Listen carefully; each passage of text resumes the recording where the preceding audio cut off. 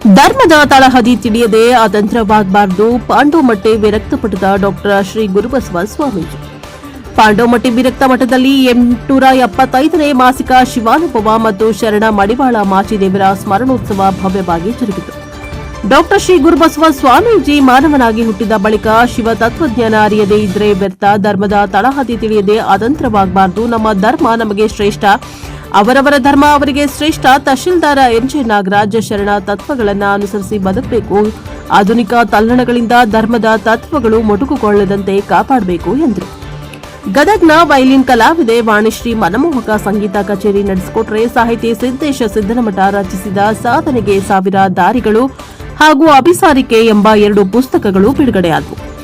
Doctor Inchara ಪ್ರೇರಣಾದಾಯಕವಾಗಿ ಉಪನ್ಯಾಸ ನೀಡಿದರೆ, ಕಾರ್ಯಕ್ರಮದಲ್ಲಿ ಭಾಗವಹಿಸಿದ ಗಣ್ಯರು ರವೀಂದ್ರ ಅಥರ್ಗ, ತುಮೋಸ್ಕ ಮಾಜಿ ಅಧ್ಯಕ್ಷ RM Ravi, JV Kavitha Chandrappa, Suma Yathisha, Jyothimma Shivalingaiah, Jantukol Mahadevappa, MB Nagaraju Kakanuru, Dhananjay ಸೇರಿದಂತೆ ಅನೇಕರು ಹಾಜರಿದ್ದರು.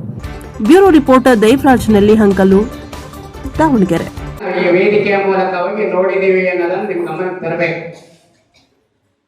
ಒಂದ್ ಕಡೆ ಅಲ್ಲ, ಅದು ನಿಮ್ಗೆಲ್ಲ ಗೊತ್ತಿದೆ. ಆಕಾಶ ನೋಡ್ಲಿಕ್ಕೆ ನೂಕುಲಿ ಯಾಕೆ? ಪಾಂಡವಮಟ್ಟೆಗೆ ನಿಂತರೂ ಆಕಾಶ ಕಾಣುತ್ತೆ, ಚನ್ನಗಿರಿಗೆ ನಿಂತರೂ ಕಾಣುತ್ತೆ, ಶಿವಮೊಗ್ಗದಲ್ಲಿ ನಿಂತರೂ ಕಾಣುತ್ತೆ, ಅಥವಾ ಇನ್ನೊಂದು ಯಾವ್ದೋ ಊರಲ್ಲಿ ನಿಂತರೂ ಆಕಾಶ ಕಂಡೇ ಕಾಣುತ್ತೆ. ಹಾಗೆ ಸಾಧನೆ ಮಾಡಲಿಕ್ಕೆ ಒಂದು ರೀತಿಯಾದಂಥ ಕ್ಷೇತ್ರ ಅಲ್ಲ, ಒಂದು ರೀತಿಯಾಗಿರ್ತಕ್ಕಂಥ ಕಾರ್ಯಗಳಲ್ಲ.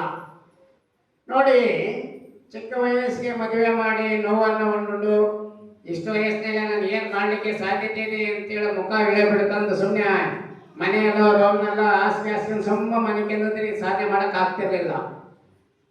2ನೇ ರ್ಯಾಂಕ್ ಅನ್ನ ಪಡಿಲಿಕ್ಕೆ ಸಾಧ್ಯ ಆಗ್ತಿರ್ಲಿಲ್ಲ. ಇದೆಲ್ಲ ಕಣ್ಮುಂದೆ ಕನ್ನಡಿ ಇದ್ದಂಗೆ ಇವೆಲ್ಲ. ಇವನ್ನೆಲ್ಲ ಕರೆಸಿ ಮಾತನಾಡೋದು ಯಾಕೆ ಅಂತಂದ್ರೆ, ಇವನ್ನೆಲ್ಲ ತೋರ್ಸೋದು ಯಾಕೆ ಅಂತಂದ್ರೆ, ನಿಮಗೂ ಒಂದು ರೀತಿಯಲ್ಲಿ ಸ್ಫೂರ್ತಿ ಬರಲಿ ಅಂತಕ್ಕಂಥ ಭಾವನೆಯಿಂದ ನಮ್ಮ ಮಕ್ಕಳುಗಳು ಏನು ಆಗ್ತಿದ್ದಾರೆ, ಏನು ಆಗ್ತಾ ಇದ್ದಾರೆ, ಯಾಕೆ ಆಗ್ತಾ ಇದೆ, ಎಲ್ಲದೂ ಇದೆ. ಮನಸ್ಸಿಗೆ ಅಷ್ಟೇ ನೋವು ಇದೆ.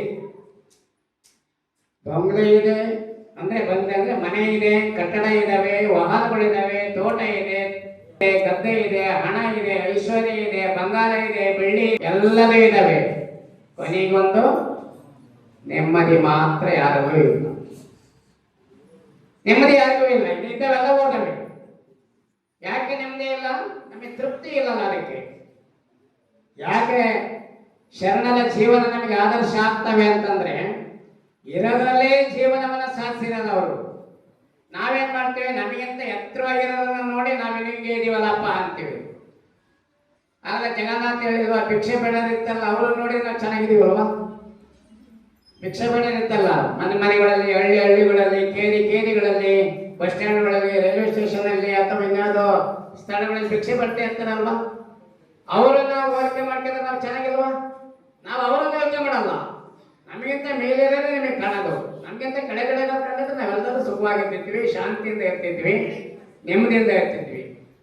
ನಮಗೆ ಕಾಣೋದಲ್ಲ ಅವರು ಆಗಿರೋದ್ರಿಂದ ನಮ್ಗೆ ಯಾರಿಗೂ ನೆಮ್ಮದಿ ಬರಲಿಕ್ಕೆ ಸಾಧ್ಯನೇ ಇಲ್ಲ. ಆಸೆ ಆಮಿಷ ಅಳಿದಂಗಲ್ಲದೆ ಕಲ್ಯಾಣದತ್ತ ಅಡಿ ಇಡಲಾಗದು ಅಂತ ಹೇಳ್ತಾರೆ ಅಕ್ಕ.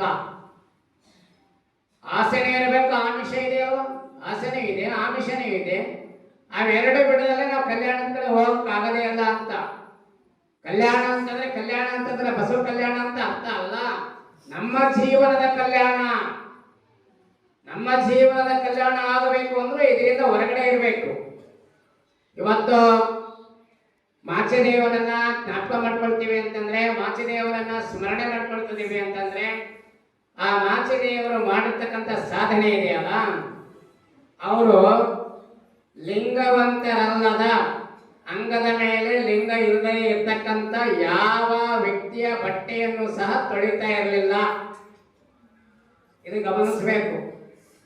ಅಂಗದ ಮೇಲೆ ಲಿಂಗ ಇಲ್ಲದೆ ಇರ್ತಕ್ಕಂಥ ಯಾವ ವ್ಯಕ್ತಿಯ ಬಟ್ಟೆಯನ್ನು ಅವರು ತೊಳಿತಾ ಇರಲಿಲ್ಲ. ಅದೊಂದು ಬದ್ಧತೆ. ಅದು ಅವ್ರ ಕಾಲದಲ್ಲಿ ರಾಜನಾಗಿರ್ತಕ್ಕಂಥ ಬಿಜ್ಜಳ ಇದ್ದ. ಬಿಜ್ಜಳನ ಬಟ್ಟೆಯನ್ನು ತೊಳಸಬೇಕು ಅಂತ ಬಟ್ಟೆಂಗಿಗಳೆಲ್ಲರೂ ಸಾಕಷ್ಟು ಪ್ರಯತ್ನವನ್ನು ಪಟ್ಟರು. ಆದ್ರೆ ಅಪ್ಪಿ ತಪ್ಪಿಯೋ ಬಿಜ್ಜಳನ ಬಟ್ಟೆಯನ್ನ ಒಮ್ಮೆಯೂ ಸಹ ಕೈಯಲ್ಲಿ ಮುಟ್ತಲೇ ಇರ್ತಕ್ಕಂಥ ವ್ಯಕ್ತಿ ಯಾರು ಅಂತಂದ್ರೆ ಮಡಿವಾಳ ಮಾಚಿದೇವರು. ಅವ್ರು ರಾಜ ಅದಕ್ಕಾಗಿರ್ಬೋದು, ನನಗಲ್ಲ ಅಂತ ಅವರು. ಅರಸನ ಮನೆಯಲ್ಲಿ ಅರಸಿಯಾಗಿಪ್ಪುವುದಕ್ಕಿಂತ ಭಕ್ತರ ಮನೆಯಲ್ಲಿ ತೊತ್ತಾಗಿಪ್ಪುವುದು ಕದಲೇಸಯ್ಯ. ಎಷ್ಟು ಚೆನ್ನಾಗೈತೆ ನೋಡಿ ಇದು. ಅರಸನ ಮನೆಯಲ್ಲಿ ಅರಸಿಯಾಗಿಪ್ಪುವುದಕ್ಕಿಂತ ಭಕ್ತರ ಮನೆಯಲ್ಲಿ ತೊತ್ತಾಗಿಪ್ಪುವುದು ಕರಲೇಸಯ್ಯ. ಇದು ಬಂಧನ. ಇದು ಯಾವುದು? ಅರಸನ ಮನೆ, ಅರಮನೆ ಅಂತ ನಾವೇನ್ ಹೇಳ್ತೀವಿ.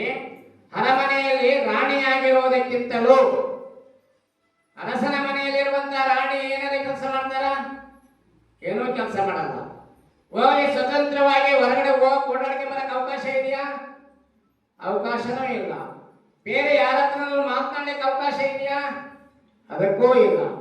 ಆ ಸುತ್ತಮುತ್ತ ಇರುವಂತ ಭಟ್ಟಂಗಿಗಳ ಜೊತೆ ಅಷ್ಟೇ ಮಾತನಾಡಬೇಕೇ ವಿನಃ ಯಾವ ಸಾಮಾನ್ಯವಾಗಿರ್ತಕ್ಕಂಥ ವ್ಯಕ್ತಿಯ ಮಹಿಳೆಯರ ಜೊತೆಯಲ್ಲಿ ಮಾತನಾಡಲಿಕ್ಕೆ ಅವಕಾಶ ಇಲ್ಲ ಅಂತಂದ್ರೆ ಅದು ಒಂದು ದೊಡ್ಡ ಪಂಜರ, ದೊಡ್ಡ ಬಂಧನ ಅಂತ ಹೇಳ್ತಾರೆ. ಅರಸನ